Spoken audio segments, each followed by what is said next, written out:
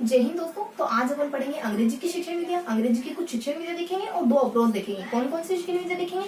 देखो, अपन जो भी पढ़ेंगे ना वो चीजों को साथ में साथ याद भी करेंगे, सिर्फ अपन देखेंगे।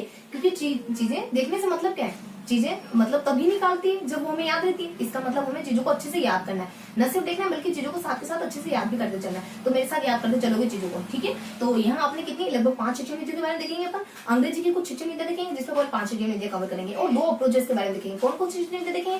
देखो, ट्रिक में आता है अपने की जाड़ी तो मैं वैसे भी हूँ, तुम मुझे जाड़ी की परेशान नहीं कर सकते। अपनी बुराई अगर मैं खुद कर लेती हूँ तो मुझे कैसे परेशान करोगे? तो यहाँ ज्यादा जाडी और वैसे भी। तो कौन कौन से शिक्षण विधियां देखेंगे? जीडी और वैसे भी। कौन कौन से देखेंगे? फटाफट से देख लेते अपन। जीडी, यहाँ देखेंगे अपन जी, यहाँ देखेंगे अपन जी के बारे में, डी के बारे में, और उसके बाद वैसे भी, वे से बी, और 2 अपन उपागम के बारे में देखेंगे। कौन कौन से उपागम देखेंगे? एक तो अपन स्ट्रक्चर उपागम देखेंगे और एक अपन सिचुएशन उपागम देखेंगे। तो इन सब चीजों के बारे में आज अपन पढ़ेंगे। तो शुरू करते हैं फटाफट से। तो यहाँ देखते हैं अपन जी से अपन कौन सी पढ़ेंगे? ग्रामर वाली विधि पढ़ेंगे, ग्रामेटिकल विधि पढ़ेंगे, यानी ग्रामर वाली विधि पढ़ेंगे। ग्रामर विधि के बारे में क्या पढ़ेंगे? यानी ग्रामर मेथड के बारे में क्या देखेंगे अपन? देखो, ऐसे तो अपन जानते हैं ग्रामर मेथड की गुण क्या है, ग्रामर मेथड के दोष क्या है। जब आप ग्रामर विधि से पढ़ते हो तो इसके गुण क्या हो सकते हैं? आपको अनुवाद करना आ जाता है, आपको नियम वगैरह आ जाते हैं, आप वही ट्रांसलेशन वगैरह अच्छे से कर लेते हो। इसके दोष क्या हो सकते हैं? जब आप ग्रामर विधि से पढ़ते हो आपने सारी स्किल पीछे छोड़ दी। भाषा सिखाने का मकसद क्या है? आपको स्किल सिखा पाना, सुबह बोली यानी कि LSRW सिखा पाना। तो ये तो आपने पीछे छोड़ दी ग्रामर वाली लैंग्वेज में। आप बस ग्रामर पढ़े जा रहे हो, ग्रामर पढ़े जा रहे हो। तो ग्रामर वाले के कुछ फायदे भी होते हैं, कुछ नुकसान भी होते हैं, और थोड़ी सी इसकी अदर जानकारी भी होती है। तो इसके सारे फायदे और नुकसान हमें याद रहे, इसके लिए अपन कुछ ना कुछ ऐसा तरीका ईजाद करेंगे कि सारे फायदे और नुकसान हमें याद रहे। क्या आ जाता है ग्रामर विधि में? देखो, ट्रिकी तरीके से याद करेंगे। थोड़ी सी बेसिक इन्फॉर्मेशन बता दें तो ये सबसे ओल्डेस्ट विधि मानी जाती है। सबसे ओल्डेस्ट विधि जानते हैं अपन सब। इसको क्लासिकल विधि के नाम से भी जाना जाता है, इसको क्लासिकल विधि के नाम से भी जाना जाता है। इसके गुण क्या हो सकते हैं, इसके दोष क्या हो सकते हैं, ये देखते हैं अपन। देखो, इसके गुण और दोष बताने के लिए एक लेडीज आती है, एक महिला आती है। कौन? इविल, बहुत बुरी महिला आती है। उस महिला को थोड़ा सा यश का मार्ग, कीर्ति का, अच्छाई का मार्ग, पथ दिखा दो। यानी उस महिला को थोड़ा सा यश का, यानी यश प्राप्ति का मार्ग दिखा दो। इविल औरत को यश प्राप्ति का मार्ग दिखा दो। तो इविल शब्द तो हमें, यानी इविल औरत, EVL, और औरत EVL औरत, इविल औरत, ये तो इसके सारे गुणों के बारे में बता देगा। और उसको यश का मार्ग दिखाना है तो ये इसकी सारी बुराई बता देगा। यानी इसको यश का मार्ग, यानी उसको किसका? जस का, यानी यश प्राप्ति का मार्ग दिखा दो, पथ दिखा दो, उसको यश प्राप्ति का पथ दिखा दो। तो ये दोनों चीजें हमें इसके गुणों के बारे में, इसके दोष के बारे में क्लियर कर दी जाएगी। क्या इससे मतलब ये बहुत इजी मेथड होती है। इससे मतलब कि ये बहुत इजी मेथड होती है, जानते बहुत इजी। एक टीचर आपके सामने आएगा, सूत्र रखेगा, चला जाएगा, उसको लगेगा मैंने अपनी रिस्पॉन्सिबिलिटी पूरी कर दी, भले बच्चों को समझ आएगी है। देखो, यही तो होता है सूत्र विधि में। टीचर सूत्र बच्चों के सामने रख के ये फील करता है कि उसने सारा काम निपटा दिया, जबकि उसका काम तो अंडरस्टैंडिंग लेवल का था, लेकिन वो तो उसने करा नहीं। ग्रामर विधि में बच्चों को इतना समझ आया। ये तो बस टीचर क्या करता है? ब्लैक बोर्ड भर देता है। उसकी जिम्मेदारी होती है ब्लैक बोर्ड को भरना, बच्चों की जिम्मेदारी होती है कॉपी भरना। दोनों अपनी जिम्मेदारी पूरी करके जिम्मेदारी से निजात फील करते हैं। अब किसको कितना आया, ये किसको चिंता है? तो बहुत इजी मेथड होती है। उसके बाद वी से होती है, इसमें वोकेबलरी बहुत बढ़ जाती है आपकी। वोकेबलरी कैसे बढ़ती है? जब अपन ग्रामर पढ़ते हैं, देखो जनरली ऐसा माना जाता है कि जब अपन लेसन पढ़ते हैं, जब अपन कोई रचना, काव्य या फिर कोई थ्योरेटिकल चीज पढ़ते हैं, उसमें बढ़ती है वोकेबलरी। अब ग्रामर मेथड में वोकेबलरी कैसे बढ़ती है ना, जब आप संज्ञा पढ़ते हो, जब नाउन पढ़ते हो, बहुत सारी संज्ञाएं ऐसी आती है जिनके बारे में आप अवेयर नहीं थे। तो बहुत सारी चीजें हमें ग्रामर के तरीके से हमारी वोकेबलरी बढ़ती है। ऐसा नहीं कि सिर्फ थ्योरी पढ़ने से या फिर कोई रचना वगैरह, कोई काव्य वगैरह। देखो, रचना वगैरह, काव्य वगैरह, नोवेल वगैरह, स्टोरी वगैरह, इनसे तो बढ़ती है। ग्रामर से भी हमारी वोकेबलरी बढ़ती है। यानी यहाँ हमारी वी से हमारी वोकेबलरी बढ़ती है, हमारी यानी वोकेब बढ़ती है हमारी, यानी कि हमारी वोकेब बढ़ जाती है इससे। और क्या हो जाता है इससे? एल से हमारे इसमें लेबर, यानी कि टीचर का श्रम कम लगता है, मेहनत कम ही लगती है।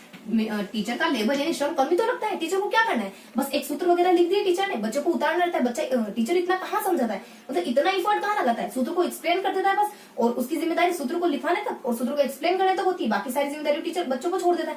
तो इतना ज्यादा श्रम नहीं लगता इसमें टीचर का। उसके बाद ओ से इसमें ओरल कॉम्प्रिहेंशन का अभाव होता है, यानी बच्चे को बोलना नहीं सिखाया जाता। इसमें ओरल कॉम्प्रिहेंशन का अभाव नहीं होता है। इसकी अच्छी बात है, सॉरी, इसमें अपन इसकी अभी मेरिट से देखना ना, डीमेरिट थोड़ा देखना है। तो कॉम्प्रिहेंशन का अभाव नहीं बताना अभी, तो अच्छी बात है। मतलब ओवरलोडेड क्लास है ना, ओवरलोडेड जब पूरे बच्चों से भरी हुई क्लास है ना, तो उसके लिए बहुत अच्छी मानी जाती है। क्या करना है टीचर को? ब्लैक बोर्ड पे सूत्र लिखाओ, व्याख्या लिखाओ, बच्चों को कहो आप उदाहरण दे दो, बच्चों को कहो आप इसको फॉलो करो, 2-3 उदाहरण बच्चों को दे दो, बच्चों को आप खुद करने लग जाओ। तो जो ओवरलोडेड क्लास हो गया बहुत सारे बच्चों वाली, उसमें विधि आराम से चल जाएगी। उसके बाद आर से मतलब की यहाँ ओवरलोडेड क्लास में ठीक ठाक चल जाएगी, ठीक है। ओ रत आर तो अपना साइलेंट है, ठीक है, आर अपना साइलेंट है। उसके बाद टी से क्या जाता है? इसमें टेस्ट आसानी से लिए जा सकते हैं। टेस्ट आप बच्चे का टेस्ट आसानी से ले सकते हो। एक सूत्र दे दो, बीच में ब्लैंक रख दो, आराम से टेस्ट ले सकते हो। 2-4 उदाहरण दे दो, बता दो ये किससे बिलोंग करते हैं, किस विधि, कौन से ग्रामर के कौन से टॉपिक से बिलोंग करते हैं, कौन से सूत्र से ये सेंटेंस बनेगा। बहुत आसान होता है टेस्ट लेना ग्रामर का। तो उसके बाद यहाँ जाता है टी से ट्रांसलेशन। ग्रामर का मकसद क्या होता है? ट्रांसलेशन करना, यानी कि बच्चों को अनुवाद सिखाना ही तो मेन ग्रामर का मकसद होता है। लेकिन अनुवाद सिखाने से होगा क्या? बच्चे को भाषा आएगी थोड़ी ना। बच्चों को आप खाली क्या करवा रहे हो, बच्चों को आप राइटिंग सिखा रहे हो, राइटिंग नहीं, हाँ बच्चों को राइटिंग सिखा रहे हो, बच्चों को आप रीडिंग सिखा रहे हो, आप बच्चों को रीडिंग यानी पढ़ना सिखा रहे हो, बच्चों को लिखना सिखा रहे हो, लेकिन बोलना सुनना ये कौन सिखाएगा। जबकि भाषा का मेन मकसद क्या है, बच्चे को बोलने में सक्षम बना पाना, बच्चों को सुनने की, देखो सुनने में बहुत पावर होती है। जो आप डेली सुनते हो ना, आपको आपके सबकॉन्शियस माइंड में, आपके अवचेतन मन में वो धीरे धीरे घर करता जाता है। इसी वजह से तो कहते हैं कि देखो अपने मानवतावादी, अपने फ्रायड वाले जो मनोवैज्ञानिक है ना, फ्रायडवादी, वो क्या कहते हैं कि बच्चों की शुरुआती जो एक्सपीरियंस होते हैं ना जीवन के, बहुत ज्यादा महत्व रखते हैं। जब आप बच्चों की शुरुआती समय में दिमाग में जो डाल देते हो ना, वो बातें चाहे लॉजिकल है चाहे इलॉजिकल है, वो बातें जीवन में आगे तक उसके काम आती है। और वो खुद समझ की बात है कि ये बातें मैं क्यों फॉलो कर रहा हूँ। अगर उस शुरुआत में आपने उसके अच्छी वैल्यूज डाल दी, अच्छी वर्चूज उसके जीवन में उतार दी, तो उसको खुद को पता नहीं चलेगा कि मैं टाइम के प्रति इतना पंक्चुअल क्यों। लेकिन बचपन में उसके माता पिता ने, उसके आसपास के एरिया ने, उसके माहौल ने उसको ऐसा सिखा दिया है कि उसको बस चाहे कुछ हो जाए, लेकिन टाइम की पंक्चुअलिटी उसके अंदर उतर गई, इतनी हद तक उतर गई कि मतलब कुछ भी हो जाए वो टाइम नहीं तोड़ने वाला। तो ये शुरुआती बातें होती है ना, ये बाद में बहुत ज्यादा इम्पेक्ट डालती है बच्चे पर। तो शुरुआती समय में बच्चे के कैरेक्टर को बिल्ड करने के लिए, बच्चे के व्यक्तित्व को बिल्ड करने के लिए बहुत ज्यादा मायने रखती है शुरुआती बातें। कहाँ थे अपन, ट्रांसलेशन, अनुवाद, यानी ये विधि जो होती है अनुवाद बहुत अच्छे से सिखा देती है। अनुवाद तो सिखाती है, मकसद इसका अनुवाद करना ही तो है। उस पर इसकी बुरी यानी इसकी डिमेरिट्स क्या हो सकती है, ये विधि बिल्कुल अननेचुरल है। क्या है, अननेचुरल है ही सही, अननेचुरल है ही सही है। नेचुरल कैसे अननेचुरल है, क्योंकि भाषा का मकसद ये थोड़ी ना है कि आप पढ़ना सीख जाओ, भाषा का मकसद ये थोड़ी ना आप लिखना सीख जाओ, भाषा का मकसद ये है कि आप अच्छे से बोलना सीख जाओ, जिसमें कि ये पूरी तरीके से फेल होती है। क्योंकि ग्रामर सीखने से कभी ऐसा नहीं होता है कि आप बोलने लग जाओ, होता है लेकिन बहुत रोबोटिक तरीके से होता है। भाषा का मेन मकसद है आपको बोलना, आपको सुनना सिखाना, जो कि भाषा के माहौल में रहकर बेहतरीन तरीके से सीख सकते हो, ना कि ग्रामर की मोटी मोटी किताबें पढ़ करके। उसके बाद ऐसे आ जाता है, ये विधि आपकी स्किल को डेवलप नहीं करती, वही अपना सुनना बोलना सुबह वाली कोई स्किल को डेवलप नहीं करती, बिल्कुल नहीं करती। गेस्टाल्टवाद को नहीं मानती ये विधि, गेस्टाल्टवाद को नहीं मानती, गेस्टाल्ट को नहीं मानती। गेस्टाल्ट क्या कहता है, आप समग्र रूप से सीखो, जिस भी चीज को सीखो। ये तो एक पक्ष लेके बैठ गई, ग्रामर एक पक्ष तो एक भाषा का। समग्रता क्या है, जब आपके चारों कौशलों को ध्यान दिया जाए तो ये है क्या, ये है समग्रता। तो समग्रता को तो बिल्कुल ध्यान नहीं दिया जाता, बिल्कुल दरकिनार कर दिया जाता है इसमें। उसके बाद गेस्टाल्ट को, उसके बाद ऐसे आपकी स्पीच को, आपकी बोलने की क्षमता को बिल्कुल दरकिनार कर देती है, यानी कि ये आपकी बोलने की क्षमता पर ध्यान नहीं देती। उसके बाद पी से यहाँ जाता है आपके प्रोनाउंसिएशन पर ध्यान नहीं देती, आपके प्रोनाउंसिएशन पर बिल्कुल ध्यान नहीं देती, आपके प्रोनाउंसिएशन पर ये विधि बिल्कुल ध्यान नहीं देती बोलने पर। सिर्फ और सिर्फ ग्रामर के नियम रूल्स रटा देना इसका मकसद होता है, जो आपको एग्जामिनेशन में नंबर दिला देते हैं, लेकिन वास्तविक धरातल पे उतरते हो तो आपको बोलना नहीं आती वो लैंग्वेज।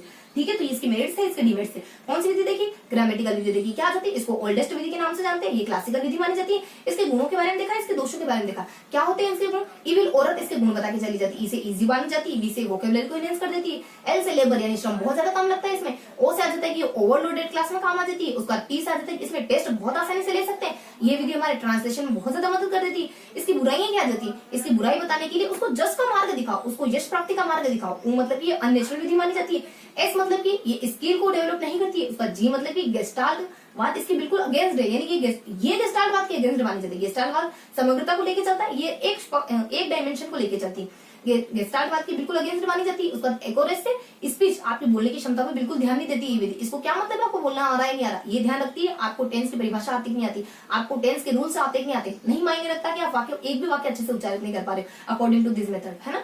और उसके बाद गेस्टाल्ट को बहुत ज्यादा महत्व, गेस्टाल्ट के बिल्कुल अपोजिट मानी जाती है विधि, बोलना नहीं आता आपको इस विधि में। उसके बाद यहाँ जाता है यश का मार्ग पथ दिखाओ, मतलब कि इसमें प्रोनाउंसिएशन में बिल्कुल ध्यान नहीं दिया जाता है। तो ये कुछ बेसिक से इन्फॉर्मेशन होती है इसके बारे में। उसके बाद अपन नेक्स्ट विधि कौन सी देखेंगे, उसके बाद अपन नेक्स्ट विधि देखेंगे जाड़ी। तो मैं वैसे भी हूँ, तुम सोचना भी मत कि तुम मुझे जाड़ी करके मेरे कॉन्फिडेंस को लो कर सकते हो। जब अपन अपनी खुद की बुराई खुद कर लेते हैं ना, तो सामने वाले की हिम्मत नहीं होती कि हमें हमारी कमियों को गिना करके हमें गिल्ट फील करा दे, हमें डिमोटिवेट फील करा दे, या फिर हमें लो कॉन्फिडेंस फील करा दे। जब आप खुद तहे दिल से एक्सेप्ट करते हो ना कि हाँ मुझ में बुराई है, मैं इसको इंप्रूव करने की कोशिश करूंगा, तो ठीक है, ऐसी कोई लड़की कह रही जाड़ी तो मैं वैसे ही, क्या लग रहा तुम्हें, 2-3 बार तुम मुझे जाड़ी, मोटी और बलून है, गुब्बारा ऐसे करके मुझे मेरा कॉन्फिडेंस डाउन कर दोगे। मैं बहुत अच्छे से सीख चुकी हूँ इन चीजों को कैसे हैंडल करना है, क्योंकि मुझमें क्या है, मुझमें EQ तो है ही है, मुझमें IQ तो है ही है, मुझमें EQ है, मुझमें इमोशनल क्वोशिएंट है। क्योंकि सेलोवी और मेयर क्या कहते हैं, आपकी जीवन की सफलता में 20% मायने रखती है आपकी EQ इंटेलिजेंस, और 80% मायने रखती है आपकी इमोशनल इंटेलिजेंस। आप इमोशनली कितना बिल्ड करते हो, कितने ऐसे लोगों से कितना टैकल कर पाते हो। तो अपने ग्राउंड मेथड देख ली। ग्राउंड मेथड के बाद अपन देखेंगे डायरेक्ट मेथड। डायरेक्ट मेथड के बारे में देखेंगे, क्या देखेंगे अपन, डायरेक्ट मेथड। डायरेक्ट मेथड क्या होती है, जब आप भाषा को भाषा में उतर के सीखते हो, ये तो डायरेक्ट मेथड। जब बच्चा जन्म लेता है तो उसको पता थोड़ी ना होता है कि उसको कौन सी भाषा सीखनी है, लेकिन धीरे धीरे सीख जाता है। इंग्लैंड में पैदा होने वाले सारे बच्चे क्या इंटेलिजेंट है, लेकिन अंग्रेजी तो आती है उनको। भारत में पैदा होने वाले सारे बच्चे डल है, लेकिन हिंदी तो डल है क्या, क्यों? क्योंकि उनको अंग्रेजी नहीं आती, इस वजह से डल है क्या? ऐसा तो नहीं है ना। तो सिर्फ अंग्रेजी आ जाना क्या बुद्धिमत्ता की निशानी है क्या? सिर्फ अंग्रेजी ना आना क्या मूर्खता की निशानी क्या? नहीं, ऐसा तो बिल्कुल नहीं है। वो तो सिर्फ उनके माहौल का परिणाम है। माहौल हमें मिले, अगर हम इंग्लैंड में पैदा हो तो हम भी अच्छे से सीख जाए अंग्रेजी, है ना। और अंग्रेज अगर अपने भारत में पैदा हो तो वो अंग्रेजी ना सीखे, वो हिंदी अच्छे से सीख जाए। तो ये तो अपने डायरेक्ट मेथड। डायरेक्ट मेथड की क्या गुण हो सकते हैं, क्या दोष हो सकते हैं, कहाँ से ओरिजिन हुआ, थोड़े से इसके बारे में बेसिक से इन्फॉर्मेशन, कौन क्या कहता है इसको लेकर, कुछ विद्वान आते हैं इसके बारे में कुछ जानकारी देते हैं, थोड़ा सा इसके बारे में देखेंगे। क्या होती है डायरेक्ट मेथड? जब आप भाषा को भाषा के भीतर जाके सीखते हो। डायरेक्ट मेथड आपके प्रोनाउंसिएशन को सुधार देती है। डायरेक्ट मेथड आपको चारों कौशलों पर ध्यान देना सिखाती है, यानी हर एक कौशल पर ध्यान देना सिखाती है। डायरेक्ट मेथड आपको लिटरेचर में, जब आप इसमें अच्छे से पढ़ते हो, जब आपको पढ़ना बोलना अच्छे से आ जाता है, तो इसकी लिटरेचर की तरफ जाने लग जाते हो। जब इसके साहित्य की तरफ, तब आप इसके साहित्य की तरफ मुंह करने लग जाते हो। इसकी बुरी बात क्या आती है? इसकी बुरी बात ये आती है, ये वास्तविकता में ऐसा बहुत मुश्किल हो पाता है। इंटेलिजेंट बच्चे चाहिए इसके लिए इंटेलिजेंट टीचर चाहिए जो कक्षा में इसको एग्जीक्यूट करवा पाए। हर कोई थोड़ी ना करवा पाता है, इसको जनरली अपन फॉलो नहीं कर सकते, बहुत लंबी विधि होती है। इस तरह के इसके कुछ अवगुण होते हैं। देखो थोड़ा सा इसके बारे में देख ले अपन। ये विधि क्या होती है? इस विधि का उद्भव फ्रांस से माना जाता है। इस विधि का उद्भव फ्रांस से माना जाता है। 1971 में इस विधि का उद्भव माना जाता है। जर्मनी से माना जाता है इसकी प्रिंसिपल, इसके जो थ्योरीज, इसके सिद्धांत है ना, वो जर्मनी से माने जाते हैं। जर्मनी की एक संस्थान होती है आईपीएस की एक संस्थान होती है, इंटरनेशनल फोनेटिक एसोसिएशन। वहां से इसकी प्रिंसिपल, जो सारे इसके रूल्स है ना, सिद्धांत, वो वहां से आए हैं ऐसा माना जाता है। और इसको है ना अलग अलग नामों से जानते हैं। इसको रिफॉर्म मेथड के नाम से जानते हैं, इसको नेचुरल मेथड के नाम से। नेचुरल, बिल्कुल नेचुरल भाषा सिखाने का जो वास्तविक तरीका एक्चुअली में तो यही तरीका है भाषा सीखने का, बोलने का। तो ये नेचुरल विधि के नाम से जानी जाती है, रिफॉर्म मेथड के नाम से भी इसको जानते हैं। दो व्यक्ति आते हैं इसको लेकर, कुछ बातें कहते हैं। कौन आता है? एक तो हमारे किटसन आ जाता है। एक किटसन नामक एक व्यक्ति होते हैं, वो क्या कहते हैं इसको लेकर के, और दूसरे अपने वेबस्टर नाम के व्यक्ति होते हैं, वो क्या कहते हैं इसको लेकर के देख लेते हैं। किटसन कहते हैं कि शॉर्टेस्ट वे है भाषा सीखने का। क्या है? शॉर्टेस्ट, सबसे छोटा वे है। अगर आपको शॉर्टेस्ट रोड है भाषा सीखने का, अगर आपको भाषा सिखानी है तो this is a great way of learning a language. उसके बाद यहाँ जब अपने वेबस्टर क्या कहते हैं? वेबस्टर कहते हैं कि फॉरेन लैंग्वेज सीखने का कोई अच्छा तरीका है, तो मुझे नहीं लगता कि मेरे नजर में इससे कोई अच्छा तरीका हो सकता है फॉरेन लैंग्वेज सीखने का। तो वेबस्टर कहते हैं कि फॉरेन लैंग्वेज सीखने का बेहतरीन तरीका है, बेहतरीन तरीका है। उसके बाद वेबस्टर, ये कुछ इससे संबंधित कुछ सामान्य सी बातें आ जाती है। उसके बाद इसके गुण और दोष आ जाते हैं। इसकी मेरिट क्या होती है, इसकी डिमेरिट क्या होती है। वैसे तो अपन जानते हैं, इक्का दुक्का तो जानते ही अपन, लेकिन इक्का दुक्का नहीं जानना है हमें, इक्का दुक्का ही छोड़ना भी नहीं है, इक्का दुक्का तो छोड़ना भी नहीं है, हमें सारी बातें देखनी है। मेरिट्स, उसके बाद इसके डिमेरिट्स, हर एक बात देखेंगे अपन। तो हर एक बात देखने के लिए थोड़ा सा किसी का सहारा लेना पड़ेगा। किसका? वही हमारे ट्रिक का, सूत्रों का थोड़ा सा सहारा ले लेते हैं। देखो इसकी मेरिट क्या होती है? इसकी मेरिट होती है आपको जिम्मेदारी निभानी, आपको फर्ज। देखो ध्यान रखो, फ्रांस आ जाता है, फर्ज आ जाता है, मतलब फ, उसके बाद र, रिफॉर्म भाषा, फ अपने फ्रांस से मानी जाती है, उसके बाद र अपने रिफॉर्म कहते हैं इसको। जैसे इसको जर्मनी आ जाता है, फर्ज आ जाता है। फर्ज निभाना है किसके प्रति? अपनी पत्नी के प्रति फर्ज निभाना है आपको, अपनी माँ के प्रति। ऐसा नहीं है कि दोनों में से एक, यानी आपको बाइपोलर बनना है, वन पोलर नहीं बनना है, आपको बाइपोलर बनना है। यानी हर एक पोल पे थोड़ा थोड़ा आपको बैलेंस बना के चलना है। पत्नी के प्रति भी फर्ज निभाना है, वो भी तो आपके जीवन में एक नया सदस्य आएगी, अपने आसपास के माहौल को छोड़कर, जहां वो पहले रह रही थी। ये भी कोई कम बात थोड़ी ना। लेकिन अपने माँ के प्रति भी बिल्कुल साइड नहीं हो जाना है, बिल्कुल वन पोलर नहीं हो जाना है, दोनों के प्रति फर्ज निभाना है। पत्नी को कहते देखो मैं तुम्हारे प्रति हर फर्ज निभाऊंगा, लेकिन इस बार मुझे फसल उगाने के लिए तुम्हारे गहने बेचने पड़ेंगे। देखो फसल के लिए फसल के वास्ते तुम्हारे गहने मुझे बेचने ही पड़ेंगे, फसल के वास्ते गहने बेचने पड़ेंगे। यानी यहाँ जाता है अपने के देखो, ये देखो अपनी क्या जाता है, पति बेचारा बेबस होके, बेचारा दुखों का मारा, पति इसको कह रहा है और या सो, इसलिए मुझे बेचने पड़ेंगे, या मुझे बेचने पड़ेंगे। उसके बाद अपने फसल यानी PCL, फसल के वास्ते, मतलब कि वी और भी दोनों ले लो, ये मुझे बेचना ही पड़ेगा, करना ही पड़ेगा। मतलब कि ये क्या होती है? स्किल को ज्यादा महत्व देती है, अपनी चारों पांचों स्किल को। यानी इससे कौन कौन सी चीजें बिलोंग करती है, यहाँ देख लेते हैं अपन। ये स्किल को बहुत ज्यादा महत्व देती है, यानी चारों स्किल को आपको बढ़ा देती है। ये मतलब इसमें ऑडियो लिंग्वल चीजों का भी इस्तेमाल होता है, ऑडियो लिंग्वल चीजों का भी इस्तेमाल होता है। क्योंकि आप जब भाषा सिखाओगे, बच्चों को सुनने के लिए कुछ उपकरण दे सकते हो, बच्चों को देखने के लिए कुछ चीजें दे सकते हो, तो बहुत सारे उपकरण का इस्तेमाल करते हैं इसमें। उसका W मतलब कि इसमें आप बच्चों को रिटर्न वर्क भी देते हो। जब बच्चा भाषा बोलना सीख जाता है ना, तो आप रिटर्न वर्क देने की कंडीशन में भी आ जाते हो, उसको रिटर्न होमवर्क में भी कुछ देने लग जाते हो। उसके बाद SO आ जाता है, और क्या होता है इससे? स्किल आ जाती है, आपकी स्किल का डेवलपमेंट अच्छे से हो जाता है, आपका सेल्फ कॉन्फिडेंस बूस्ट होता है, आपका सेल्फ कॉन्फिडेंस बढ़ता है इससे। जब आप इससे पढ़ते हो आपका सेल्फ कॉन्फिडेंस अच्छे से बढ़ता है। उसके बाद ओरल कॉम्प्रिहेंशन पर बहुत अच्छे से ध्यान दिया जाता है, मतलब बोलने में बहुत अच्छा ध्यान देती विधि। P से आपके प्रोनाउंसिएशन पर बहुत अच्छा ध्यान देती है विधि, उसके बाद C से आपको कमांड करके देती है भाषा पर, यानी कि आपके भीतर कमांड पैदा कर देती है भाषा को लेकर के, यानी कमांड पैदा कर देती है भाषा को लेकर के।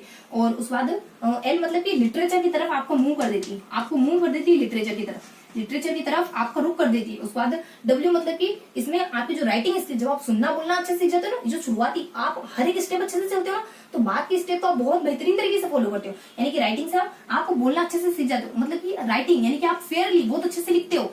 फेयरली आप इस रिटर्न या फिर आपकी राइटिंग, आपकी जो राइट होता है ना, आपकी जो लेखन क्षमता होती है ना, वो बहुत अच्छी हो जाती है, इससे बहुत फेयर हो जाती है, बहुत सुलझी हुई हो जाती है, क्योंकि बाकी के क्वेश्चन बहुत अच्छे से करें, हर एक स्टेप जब अच्छे से चढ़ते हैं तो मंजिल कभी दूर नहीं होती, मंजिल हमेशा हमेशा हमारे क्लोज आती हुई दिखाई देती है, अगर हम हर सीढ़ी बेहतर तरीके से चढ़े हैं तो। उसके बाद एस से आ जाता है अपने सेल्फ कॉन्फिडेंस बूस्ट करती है, हमारी स्किल को बहुत ज्यादा महत्व देती है, और उसके बाद हमारे बस स्किल को महत्व देती है, हमारे सेल्फ कॉन्फिडेंस को बढ़ाती है, स्पीच वगैरह यानी बोलने की क्षमता को बहुत ज्यादा अच्छा करती है, कि स्पीच आपकी बोलने की क्षमता को अच्छा करती है, स्पीच भाषण देने की क्षमता को, बोलने की क्षमता को। इसे मतलब इसमें ट्रांसलेशन यानी थिंक भी हो सकता है, यानी आप भाषा उसी भाषा में सीखने लग जाते हो। थिंक ट्रांसलेशन तो होगा नहीं, ट्रांसलेशन अपने इसमें ट्रांसलेशन का महत्व नहीं इसमें। उसके बाद थिंक यानी कि आप उसी भाषा में सोचने लग जाते हो, ऐसी कंडीशन पैदा कर देती है। मतलब कि अपनी क्या जाती है सा, ये देखो बीबी, मतलब देखो पत्नी जी, यहाँ जाता है सा, आपकी फसल के लिए, फसल के वास्ते आपके गहने इस बार बेचने पड़ेंगे तो मुझे माफ करना, तो सा उसका फसल के वास्ते, सा यानी देखो फसल के वास्ते, तो यहाँ जाता है जो भी कराओ फसल के वास्ते करो, कोई लालच नहीं मेरा। यहाँ जाता है सा मतलब कि आपकी स्किल को, ए मतलब कि आपके ऑडियो लर्निंग, इसमें जो ऑडियो विजुअल जो मटेरियल होता है ना उनका भी इस्तेमाल किया जाता है। डब्ल्यू मतलब कि इसमें रिटर्न वर्क का भी, रिटर्न वर्क आपको रिटर्न वर्क भी देने लग जाता है इसमें। उसके बाद सा इस देखो या फिर इसलिए, दोनों में इसकी देखो मान लो। सो आ जाता है, सो मतलब कि इसमें सेल्फ कॉन्फिडेंस बूस्ट करती है ये विधि आपकी, और मतलब ओरल कॉम्प्रिहेंशन बहुत अच्छा हो जाता है इसमें आपका। उसके बाद फसल, पी से प्रोनाउंसिएशन, सी से आपके कमांड कर देती है, उसके बाद एल से आपको लिटरेचर की ओर मूव कर देती है, उसके बाद वास्ते, डब्ल्यू से आपके राइटिंग बहुत अच्छी कर देती है, उसके बाद वी से आपकी वोकेबलरी बहुत अच्छी कर देती है, देखो वी से आपकी वोकेबलरी अच्छी कर देती है। उसके बाद वास्ते यानी VST, देखो अपने एसएमएस लैंग्वेज में कहते हैं ना VST, तो एस से अपने आ जाता है आपका सेल्फ कॉन्फिडेंस बढ़ा देती है। टी से आप उसी भाषा में थिंक करने लग जाते हो, एक्सप्रेस करने लग जाते हो अपने आप को, ऐसी कंडीशन आ जाती है। तो इसके सारे गुण आ जाते हैं, जिससे आप कौन बता के चला गया, यानी देखो फसल के वास्ते करना पड़ा है, देखो फसल के वास्ते, सा फसल के वास्ते। तो यहाँ तक अपने डीमेरिट्स। अब डीमेरिट्स बताने के लिए कौन आ जाता है, माँ इरेजर ऐसे नहीं करते, इरेज ऐसे नहीं करते, माँ क्या यार मौन कह रहे हो, एक तो मौन कह रहे हो वीडियो में ना देखो कि मौन को इरेज करना तक नहीं आ रहा है, मिटाना तक नहीं आ रहा, कॉपी में बच्चों को होमवर्क करा रहे तो मिटाना तक नहीं, ऐसे मिटाया कॉपी के पन्ने फाड़ दिए उसने। तो बच्चा कह रहा है कि माँ ऐसे इरेज नहीं करते हैं, आपने कभी कलम कॉपी हाथ में नहीं ली क्या, तो माँ मतलब कि ठगी से देख रही, क्या करे, नहीं ली तो नहीं ली। तो यहाँ जाता अपने के माँ मौन ऐसे इरेज नहीं करते, इसके क्या अपने मॉम, उसके बाद हमारे ऐसे मतलब कि ई एस, बस ऐसे लिख दो ऐसे, उसके बाद इरेज लिख दो, सब कुछ आपको रोमन उसमें लिखना है अपने टेक्स्ट भाषा में। उसके बाद मॉम ऐसे इरेज, उसके बाद नहीं करते मतलब कि मॉम ऐसे इरेज नहीं करते हैं, इजनी है, बस ये लिख दो अपने। मोम आ जाता है, मोम मतलब कि एंस मतलब कि ये मदर लैंग्वेज को बिल्कुल महत्व नहीं देती, नहीं देती, ये तो देती नहीं, बिल्कुल कहती है आप उसी भाषा में उतर के सीखो, कोई इसमें आपको कोई कड़ी नहीं चाहिए इसके लिए, यानी आप और भाषा बिल्कुल एक में हो जाने चाहिए, इसमें आपके बीच में, आपके और भाषा के बीच में कोई तीसरा शख्स नहीं चाहिए इसको।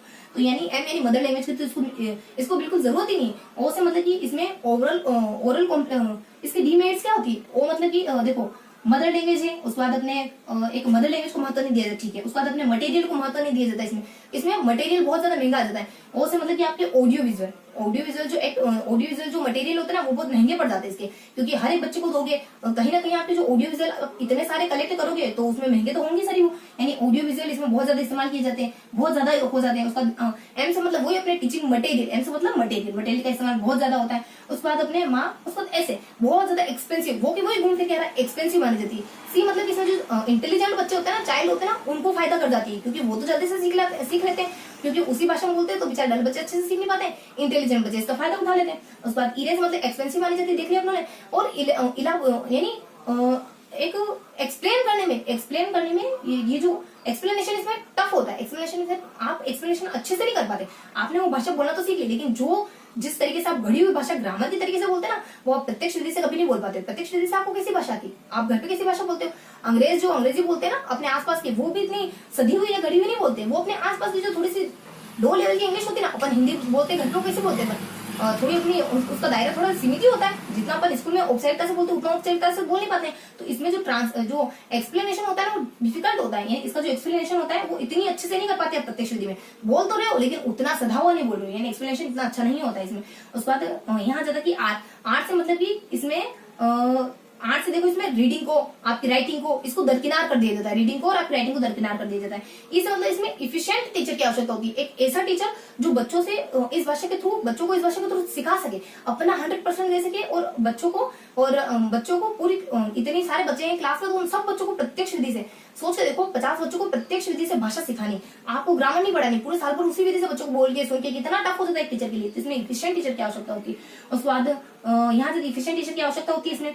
और उसके बाद इज यानी ऐसे नहीं, इरेज ऐसे नहीं करते हैं यानी कि इज। आईएस मतलब कि इसमें यहाँ से देखिए आपके जो ट्रांसलेशन है ना वो आधा अधूरा होता है। कभी भी जो आइटम्स है, फ्रेज है, ये पूरे के पूरे आपके ट्रांसलेशन पूरी अच्छी तरीके से नहीं हो पाती। कुछ सीमाएं तो होती है हर चीज की, तो पूरा ट्रांसलेशन इसमें व्यवस्थित तरीके से नहीं हो पाता। कुछ बातें रह जाती, क्योंकि एक भाषा को दूसरी भाषा में ट्रांसलेट करते हो तो उसके कुछ ना कुछ दायरे तो है, कुछ ना कुछ सीमाएं तो है, कुछ ना कुछ उसकी बाउंडेशन तो होगी, कुछ ना कुछ उसकी बॉर्डर तो होगी, तो आप पूरी तरीके से उनको ट्रांसलेट नहीं कर पाते हो। और यहाँ जब अपने एस यानी वही अपने स्टूडेंट, यानी इसमें जो बच्चे चाहिए होते हैं वो भी लैंग्वेज जो भाषाई तरीके से बहुत ज्यादा कुशल हो, ऐसे बच्चे चाहिए होते हैं। तो क्या जाता है, मॉम ऐसे इरेज नहीं करते, वहां से अपने मदर लैंग्वेज को इसमें मीडिएटर नहीं बनाया जाता। बहुत सारे मटेरियल की आवश्यकता होती है इसमें। और इसमें ओरल कॉम्प्रिहेंशन को इसमें देखो ओ से चलो ओ तो हाँ ठीक है, ओ तो अपना साइलेंट है, ठीक है। उसके बाद मटेरियल के बारे में आता है, उसके बाद मदर लैंग्वेज के बाद मटेरियल बहुत ज्यादा चाहिए आपको, उसके बाद मदर लैंग्वेज को आप बीच में नहीं रख रहे हो, और उसके बाद ई से अपना बहुत ज्यादा एक्सपेंसिव मानी जाती है। जो होशियार बच्चे हैं वो फायदा उठा लेते हैं। मदर मॉम, उसके बाद ऐसे, उसके बाद इरेज और बहुत ज्यादा एक्सपेंसिव मानी जाती है। उसके बाद आर से मतलब कि इसमें रीडिंग को, उसके बाद राइटिंग को, इनको दरकिनार कर दिया जाता है। ई रे स से मतलब कि इसमें यहाँ से अपने एस से देखो और क्या बात हो सकती है, और अपने और डायरेक्ट मेथड में और क्या डिमेरिट्स हो सकती है। उसके बाद इसकी और डिमेरिट्स हो सकती है कि स्टूडेंट, इसमें आपको बहुत अच्छे स्टूडेंट चाहिए होते हैं जो लिंग्विस्टिक तरीके से बहुत अच्छे हों। उसके बाद आई से मतलब कि इसमें आइटम्स आ जाती है, उसके बाद फ्रेजेस आ जाती है। इस तरीके की चीजों को पूरी तरीके से ट्रांसलेट नहीं कर सकते आप। उसके बाद वही अपने इज यानी ऐसे नहीं करते हैं, तो यहाँ पे आ जाता है EIS। तो इस तरीके की इसमें सारी इन्फॉर्मेशन होती है, समझ आया। तो यहाँ आपने देखिए डायरेक्ट मेथड के बारे में देखा, इन चीजों को याद करना है। तो डायरेक्ट मेथड के बारे में अपने फ्रांस से इसका उद्भव माना जाता है। जर्मनी से इसके सिद्धांत आए ऐसा माना जाता है। फ्रांस से कब ये 1901 के दौरान है। उसके बाद इसको अपन दो नामों से जानते हैं, एक तो रिफॉर्म मेथड के नाम से जानते हैं, क्योंकि पूरा फॉर्मेट ही बदल दी है। बच्चे को जब भाषा नहीं आती तो भाषा आने वाला बच्चा बना देती है। एक ऐसा बच्चा जिसको भाषा नहीं आती, कुछ समय बाद देखते हैं तो उस बच्चे को भाषा देती है। हाँ, और ये टाइम कंज्यूमिंग होती है। देखो यहाँ पे अपने टाइम बहुत ज्यादा लगता है। इफिशिएंट टीचर के साथ साथ इसमें टाइम भी बहुत ज्यादा लगता है। ये ऐसा मानते हैं इसमें बच्चों को टाइम लगता है, क्योंकि प्रत्यक्ष विधि से सीखोगे तो कितना मुश्किल होगा आपको हर रूल हर दायरे तक पहुंचने में, क्योंकि आप तो बिल्कुल प्रैक्टिकल सीख रहे हो। तो हर दायरे भाषा के हर कोने कोने तक जाने में प्रत्यक्ष विधि को समय लग जाता है। तो यहाँ जब आपने कि हाँ अपन देख रहे थे अपने बेसिक इन्फॉर्मेशन देख ली इसके गुणों दोष आ जाते हैं। गुणों दोष बताने के लिए कौन आ जाता है, माँ के प्रति दायित्व निभाने, पत्नी के प्रति दायित्व निभाने। तो यहाँ जब आपने की फसल के वास्ते मैंने बेचा,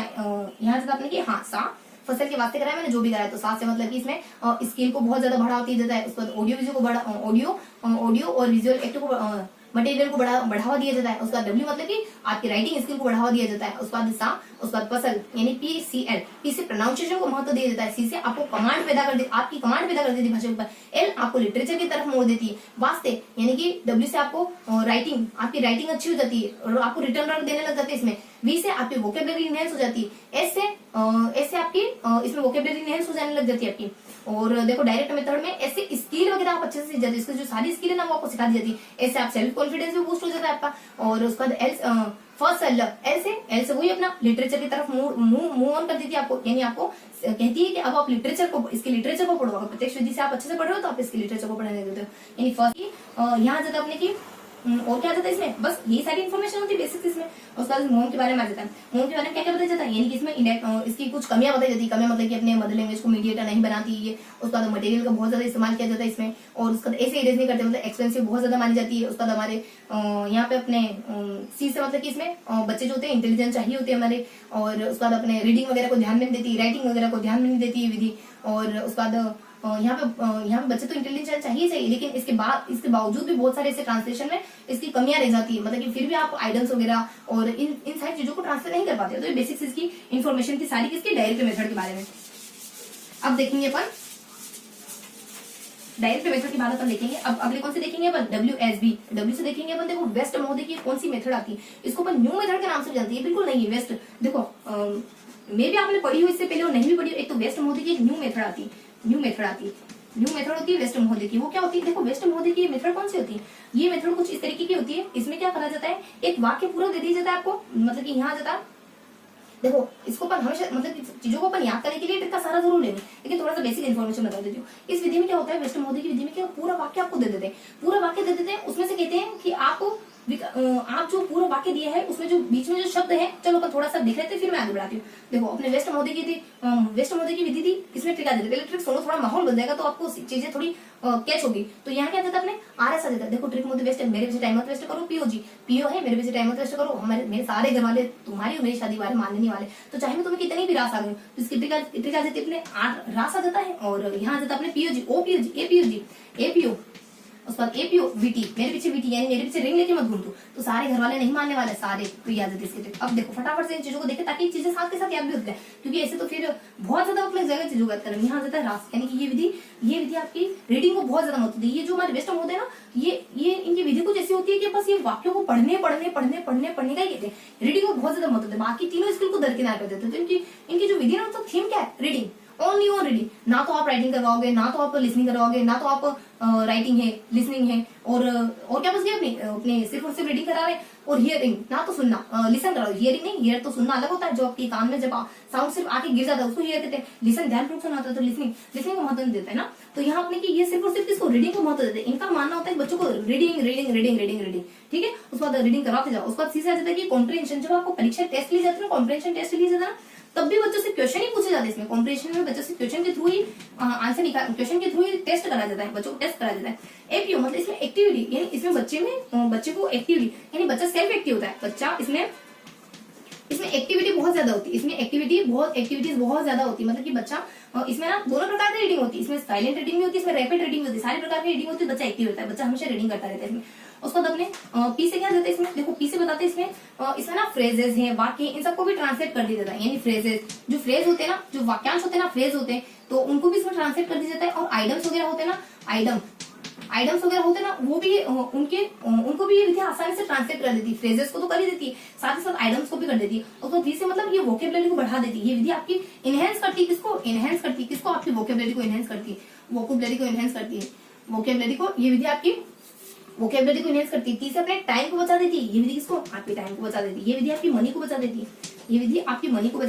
पैसों को बचा देती है। उसके बाद SSS मतलब कि देखो ये इस तरीके की अजीब सी विधि है। तो ये बताते हैं कि इसमें बाकी ये इसके डीमेरिट्स है, पीछे वाले इसके डीमेरिट्स क्या है कि देखो ये इस तरीके की विधि है कि आप है ना बस पढ़ने पे ध्यान दे रहे हो, तो पढ़ने पे ध्यान दे रहे हो तो आप क्वेश्चन भी पढ़ने से ही कर रहे हो, बच्चों को एक्टिव रख रहे हो, हर तरीके का पढ़ना कर रहे हो बच्चे से। और यहाँ से अपने पीछे मतलब कि आप मतलब कि फ्रेजेस वगैरह भी आसानी से ट्रांसफर हो रहे हैं, चीजों को पढ़ रहे हो, वोकेबुलरी बढ़ रही है, आप बार बार पढ़ रहे हो, तो टाइम बच रहा है। टाइम बचेगा से आपने बाकी 3 क्वेश्चन तो पढ़ाए नहीं, उस पर पैसे बच रहे हैं, बाकी 3 क्वेश्चन पे जो चीजें लगती सामान लगता हो तो आपने कराएंगे। एसएस क्या बताता है, एसएस बताते हैं कि आपकी स्किल, बाकी जो 3 स्किल थी वो वहां गई, बाकी 3 स्किल को आपने ध्यान ही नहीं दिया। और यहाँ से देखिए अपने आप में सफिशिएंट विधि नहीं है, ये अपने आप में सफिशिएंट नहीं है। सफिशिएंट क्यों नहीं, क्योंकि आपने 3 क्वेश्चन को नेग्लेक्ट कर दिया। उसके बाद एस से ये आपको स्टडी से, आपको पढ़ाई से थोड़ा सा मतलब कि काट देती है, पढ़ाई से थोड़ा सा दरकिनार कर देती, थोड़ा सा दूर कर देती है आपको पढ़ाई से, क्योंकि 3 स्किल इसमें पीछे रह जाते हैं। उसके बाद 8 से मतलब इसमें ओरल यानी बोलने को बहुत ज्यादा, ओरल रीडिंग पर बहुत ज्यादा ध्यान दिया जाता है।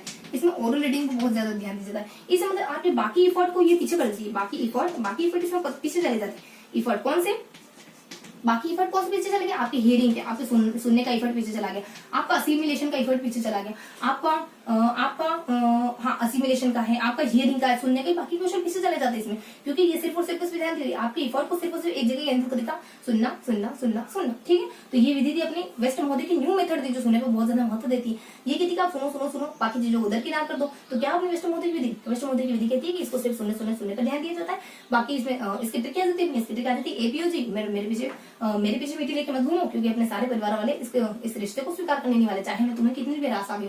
तो RS मतलब कि इसमें रीडिंग, ओरल रीडिंग को बहुत ज्यादा महत्व दिया जाता है। C मतलब कि इसमें कॉम्प्रिहेंशन भी करा जाता है ना, टेस्ट वगैरह आपकी समझ का टेस्ट भी लिया जाता है, तो बच्चे से क्वेश्चन पूछे जाते हैं इसमें। उसके बाद APO मतलब कि आपकी एक्टिविटी को, बच्चे को हमेशा एक्टिव रखा जाता है, हमेशा हर प्रकार की किसी न किसी प्रकार की रीडिंग में बच्चे को इंजेक्ट रखा जाता है। B से मतलब कि P से बताया जाता है इसमें कि P से आपको मतलब फ्लोज वगैरह, आपके आइडियाज वगैरह, इसको भी आसानी से ट्रांसलेट कर देती है। O से क्या बताया जाता है, O से बताया जाता है इसमें कि ओरल कॉम्प्रिहेंशन को बहुत ज्यादा, O से अपने यहाँ ओवरलोडेड नहीं होती। देखो O से, देखो ये ओवरलोडेड नहीं होती, ग्रामर से ओवरलोडेड नहीं होती, ये ओवरलोड नहीं होती, किससे नहीं होती, ओवरलोड नहीं होती, ये ग्रामर से, यानी कि ग्रामर नहीं सिखाई जाती इसमें।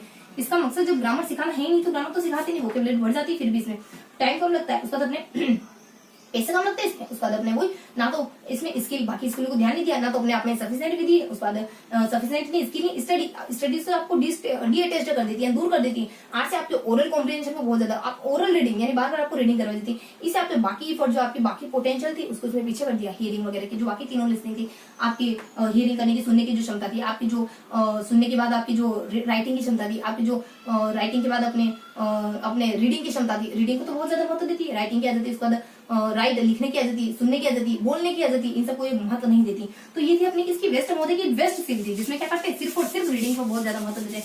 उसके बाद अगले किसके बारे में पढ़ेंगे, अगली विधि पढ़ेंगे अपन ऐसे सब्स्टिट्यूट वाली विधि, यानी सब्स्टिट्यूट यानी वैकल्पिक विधि। सब्स्टिट्यूट वाली विधि कौन सी है, सब्स्टिट्यूट वाली हमारी वैकल्पिक विधि। वैकल्पिक विधि क्या होती है, इसमें होता है कुछ ऐसा कि आपको पूरा वाक्य दे दिया जाता है, पूरे वाक्य में से यहाँ जो वर्ड लिखा हुआ है उस वर्ड को आपको निकालना होता है, आपको अपना इंसर्ट करना होता है अपनी तरफ से, कोई इसके सिमिलर, जो इसके ग्रामर की दृष्टि से भी सिमिलर हो, इसके मीन्स की, इसके अर्थ की दृष्टि से भी सिमिलर हो, ऐसा कोई वर्ड लगाना होता है आपको इस विधि में। इस विधि में क्या आ जाता है, देखो सब्स्टिट्यूट, देखो बेटी, देखो दसो पापा जी आप मुझे क्या कह रहे थे उस दिन, मैं सॉरी मैं आपको सुन नहीं पाई। दसो पापा जी क्या कह रहे थे, बेटी मैं ये कह रहा था समीर से तुम्हारे जो तुम जो नफरत करते हो ना उसको तुम त्याग दो। तुम्हारा पति था समीर तुम्हारा पति था, है और रहेगा, तो उससे नफरत त्याग दो। क्यों, ऐसा क्यों करूं मैं, क्योंकि जब मेरे पास एक प्रीति सा मेरे पास यश नाम का एक बीएफ है, तो मैं समीर से नफरत क्यों था, मैं तो करूंगी नफरत, क्योंकि मुझे उससे अलग जो होना है ना, तो मैं नफरत करूंगी, जल्दी अलग हो जाएंगे। थोड़ी सी स्टोरी समझ आई, अब उस स्टोरी से अपने फटाफट से सारी चीजें करता रहते। क्या होता है, यहाँ चलती है दसो पापा जी, यानी कि दसो पापा जी। उसके बाद आपके समीप से नफ को तुम तज दो। उसके बाद ये अपनी बेटी जी क्या करिए कि क्यों, उसका सो उसके बाद हमारे पीटी सा जीए से तो मैं ऐसा क्यों करूँ, तो थोड़ा सा ये थोड़ी सी स्टोरी थी जिससे अपनी चीजें क्लियर हो जाएगी थोड़ा सा। दसो पापा जी से क्या देता है, देखो ये विधि जो है ना सब्स्टिट्यूट थी, ये कुछ ऐसी इसमें बहुत ज्यादा सब्स्टिट्यूट देखो समझ तो गया ना, क्या होता है कि एक वाक्य होता है, वाक्य में एक शब्द निकाल दिया जाता है, उसमें आपको अपना शब्द इंसर्ट करना होता है। तो इससे क्या होगा, आपकी वोकेबुलरी के बारे में पता चलेगा, सही लिख रहे हो नहीं लिख रहे हो, तो आपके लिखने के बारे में पता चलेगा, और मतलब कि इससे थोड़ी चीजें पता चल जाएगी कि आप एक शब्द निकाल रहे हो, अपना डाल रहे हो तो कितना अच्छे से डाल रहे हो। तो ये सब इस तरीके से बताया जाता है इसमें। तो यहाँ मतलब कि और डी से मतलब कि इसमें ना ड्रिलिंग को, इसमें अभ्यास को ना एक सारणियों के थ्रू कराया जाता है। ये तो सारणी, आपने कौन सा शब्द लिया, कौन सा शब्द इसमें डाला गया, कौन सा लिया कौन सा डाला गया, तो अभ्यास को इसमें सारणी के थ्रू कराया जाता है। टेबल यानी तालिका के थ्रू इसमें अभ्यास कार्य कराया जाता है। मतलब बहुत सारे ऐसे वाक्य दे दिए जाते हैं, उनमें अपने को वर्ड बनाता है, तालिका के थ्रू अभ्यास कराया जाता है। ऐसे आपको कोई वाक्य दिया जाता है, मॉडल आदर्श वाक्य दिया जाता है, उसमें से आपको एक वर्ड निकालना होता है, आपको उसको सब्स्टिट्यूट, आपको उसको विकल्प डालना होता है उसकी जगह। उसके बाद पी से मतलब कि पालमेर करके एक शख्स होते हैं, वो ये कहते हैं कि हाँ बिल्कुल इसमें ऐसे ही करते हैं। इसमें क्या करते हैं कि ग्रामेटिकल तरीके से सिमिलर वर्ड हमें डालना होता है और उसमें से निकालना होता है, ऐसे ही करते हैं ये कुछ व्यक्ति हमारे ऐसा जिक्र करते हैं। ड्रिल मतलब इसमें ड्रिल को अभ्यास को बहुत ज्यादा महत्व दिया जाता है, वो भी टेबल सारणी के थ्रू। ऐसे मतलब कि इसमें हमारे सब्स्टिट्यूट, इसका कोई सब्स्टिट्यूट इसकी जगह रखा जाता है। ऐसे मतलब इसका कोई सब्स्टिट्यूट उसकी जगह रखा जाता है, यानी कि पी से अपने पालमेर नाम की व्यक्ति आ जाते हैं, पालमेर, वो कहते हैं हाँ ठीक है सही होता है इसमें। उसके बाद ऐसे बता दिया जाता है अपने उसके बाद देखो ऐसे क्या होता है इसमें समीप, यानी इसमें इसकी जो इकाई होती है ना, देखो अभी इसके गुण देख रहे हैं अपन, ये इसके गुण है सारे और ये इसके दोष है सारे। देखो अपने कहा वाक्य, तो इसकी इकाई क्या होती है, सेंटेंस इसकी इकाई होता है। सेंटेंस क्या होती है, इसकी इकाई मानी जाती है। एम से क्या हो जाता है, एम से इसमें मदर लैंग्वेज को, इसमें ना सेंटेंस, उसके बाद मदर, हाँ इसमें मदर लैंग्वेज को बहुत ज्यादा महत्व दिया जाता है।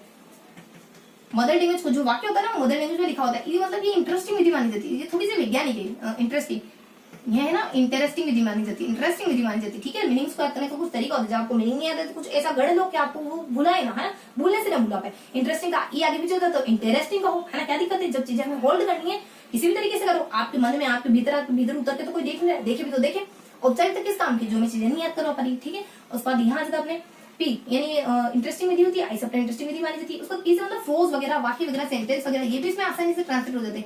फ्रेजेस वगैरह यानी फ्रेजेस वगैरह इसमें आसानी से ट्रांसलेट हो जाते हैं। उसके बाद एन यानी कि नेचुरल, ये जो विधि है ना, ये मतलब कितनी अच्छी, सारी अच्छे गुण है इसमें, देखो ध्यान से देखो, सारे अच्छे गुण है। नेचुरल विधि मानी जाती है, ये फाउंडेशन मानी जाती है, ये नींव मानी जाती है, ये फाउंडेशन मानी जाती है, आधार मानी जाती है। आगामी भविष्य में आप चीजें सीखोगे तो इसके लिए बहुत आधार मानी, अच्छी विधि मानी जाती है।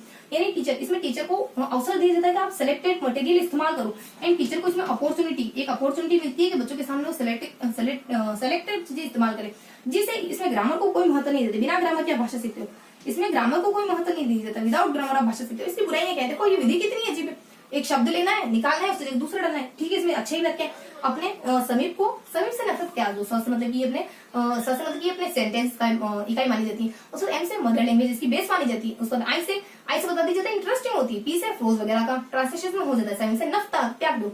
नफ्स मतलब कि नेचुरल विधि होती है। ऐसा मतलब कि फाउंडेशन मानी जाती है।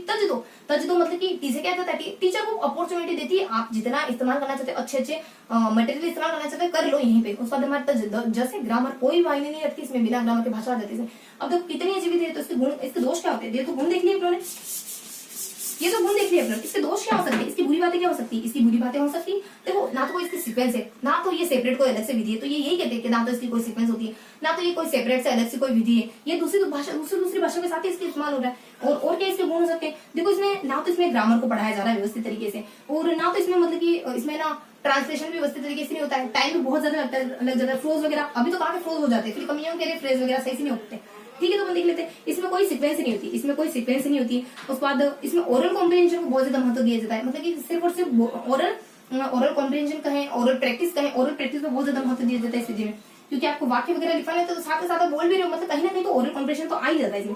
उसको पीछे मतलब कि इसमें फ्रोज वगैरह सही से ट्रांसलेट नहीं हो पाते, ऐसा बताया जाता है। फ्रेजेस वगैरह इसमें फ्रेजेस वगैरह सही से ट्रांसलेट नहीं हो पाते, ऐसा बताया जाता है। और टी से मतलब कि इसमें टाइम वगैरह, इसे ये टाइम कंज्यूमिंग मेथड होती है, ये टाइम बहुत ज्यादा ले लेती है, अजीब सी मेथड, ना तो कोई सीक्वेंस है ना कोई सेपरेट इसका, जिससे मतलब कि बिना ग्रामर के, यानी ग्रामर को नेग्लेक्ट इग्नोर करा जाता है इसमें। किसको, ग्रामर को इग्नोर करा जाता है, ग्रामर को इग्नोर करा जाता है। कहाँ तक पूछे थे ग्रामर को इग्नोर करना, है ना। उसके बाद यहाँ आ जाता अपने, ऐसे क्या होता है, ऐसे ना तो इसमें सीक्वेंस होती है, ना ये सेपरेट यानी ना ये विधि कोई सेपरेट से अलग विधि, ये विधि अन्य विधियों के साथ साथ ही चलती है, कोई अलग से सेपरेट विधि नहीं, ना तो कोई सीक्वेंस होती है। इसकी बुरी बातें क्या जाती है, सो क्यों तो जो जब मेरे पास सो, इसलिए मैंने तजरी, क्योंकि मेरे पास सो प्रीटी सा, यानी बहुत प्रीटी सा मेरे पास यश, बीएफ है मेरा, सो प्रीटी सा यश कोई है मेरी जिंदगी में, तो मैं अपने पति से क्यों नफरत करना छोड़ू। तो सो मतलब कि यहाँ ना तो इसका सीक्वेंस है, ओरल कंप्रिहेंशन को बहुत ज्यादा महत्व दी। पीटी मतलब कि पी से मतलब कि फ्रेजेस वगैरह अच्छे से ट्रांसफर हो जाता है। टी मतलब कि आपके समय को बहुत ज्यादा कंज्यूम कर देती है।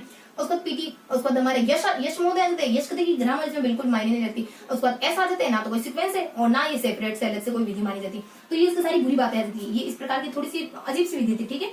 और यहाँ आ जाता अपने, ये देख लिया अपने सब्स्टिट्यूट वाली, ऐसा अपना देख लिया। और अब देखेंगे अपन देखेंगे सब्स्टिट्यूट मेथड देख ली। अब अपन देखेंगे बेसिक बाइलिंगुअल मेथड। देखो बाइलिंगुअल मेथड क्या होती है, बाइलिंगुअल मेथड क्या होती है, बाइलिंगुअल मेथड क्या होती है। देखो बाइलिंगुअल मेथड जब आपको किसी भी अगर विदेशी भाषा को सिखा रहे हो ना, तो दोनों भाषा के इस्तेमाल से सिखाओ। आपकी जो नेचुरल भाषा है, यानी आपकी जो मदर लैंग्वेज है वो, और जो आपको विदेशी भाषा सिखानी वो। आपको कहा कि आम ले लो, तो आपने कहा टेक मैंगो, यानी टेक कह दिया और मैंगो, चलो टेक मैंगो नहीं कहा। आपने कहा कि आम लो, यानी आपने कहा टेक आम, तो आपने इस तरीके से शब्द बोल दिया, टेक भी ले लिया, आम भी ले लिया। अब बच्चे को मैंगो तो पता था, बच्चों को टेक तो पता था, टेक नहीं लेना था, बच्चों को पता ही नहीं चल रहा है मैंगो किसको कहते हैं, मैंगो किसको, क्या करोगे, टाइम वेस्ट करते जाओगे, मैंगो या फिर बच्चे को आम कह दोगे। तो आप बच्चे को पूछे आम कह दोगे, इससे क्या होगा कि बच्चा दोनों भाषा से सीखेगा। देखो प्रत्यक्ष विधि में क्या होता है, बिल्कुल रिजिड, कहो ही नहीं कि आप आम, और यहाँ कह दोगे, जरूरत पड़ी तो कह दोगे। इस तरीके की विधि होती है, बहुत अच्छी मानी जाती है बाइलिंगुअल, ये अपने भाषा सीखने के लिए, क्योंकि यहाँ ना थोड़ा सा ये अपने लचीली होती है। जब आपको जरूरत हो, जब आपको लगे कि बच्चा नहीं सीख पा रहा है, बच्चे को सामने वाली बच्चे को जो अदर सेकंड लैंग्वेज है वो नहीं आ रही, उसका शब्द बिल्कुल समझ नहीं आ रहा है, तो आप मातृभाषा का इस्तेमाल कर सकते हो ऐसे शब्दों में जो बच्चों को बिल्कुल नहीं आते। तो इस तरीके की लैंग्वेज होती है बाइलिंगुअल, बहुत अच्छी मानी जाती है। तो थोड़ी सी इन्फॉर्मेशन तो है हमें, बाइलिंगुअल इस तरीके की लैंग्वेज होती है। इसमें क्या होता है, इसके गुणों दोष क्या हो सकते हैं, इसके गुणों दोष ये हो सकते हैं कि आप इसकी ये ना बच्चा टीचर पे डिपेंडेंट हो जाता है। जब टीचर बता रहा होता है ना, तो बच्चा टीचर पे डिपेंडेंट होने लगता है। इसकी बुरी बातें क्या होती है, यही अपने टाइम बहुत ज्यादा कंज्यूम कर लेती है, यही अपने इसमें ना बोलने पर ध्यान दिया जाता है और सुनने पर ध्यान दिया जाता है, लेकिन राइटिंग पर ध्यान नहीं देता और उसका देखने पर ध्यान नहीं देता। इस तरीके कुछ इसकी बुरी बातें होती है, क्योंकि जो प्रत्यक्ष विधि की इर्द गिर्द है उसमें तो दोनों बुरी बातें होती है, ग्रामर पर ध्यान नहीं दिया जाता है। तो इस तरीके कुछ अच्छी बुरी बातें होती है। थोड़ा सा ट्रिकी तरीके से देखेंगे बाइलिंगुअल मेथड में क्या जाता है, एसएमएस कर रहे हो, ऐसे शख्स की तलाश कर रहे हो जिसके जीवन में बिल्कुल जीरो मतलब कि जीरो डिजिट होनी चाहिए, किसकी, रिलेशन की, यानी आप ऐसे शख्स की तलाश कर रहे हो जिनके जीवन में और कोई ना हो, बस वो आप ही बाहर फैला के वेट कराओ कि वो आएगी और तभी मेरे जीवन में कोई रिश्ता आएगा। ऐसे शख्स की तलाश कर रहे हो आप एसएमएस में, मैंने सबको मैसेज कर रहे हो, ऐसा कोई शख्स मिले तो उनसे रूबरू करवाना, मुझे ऐसे शख्स की तलाश है। देखो मैं बस चीजों को याद रखना है ना। तो एसएमएस आ जाता है, उसके बाद आपकी तलाश आ जाती है, एसएमएस आ जाती है, तलाश आ जाती है, उसके बाद आपके 0 डिजिट वाले लवर की तलाश कर लेते हो। यहाँ जाता है अपने एसएमएस,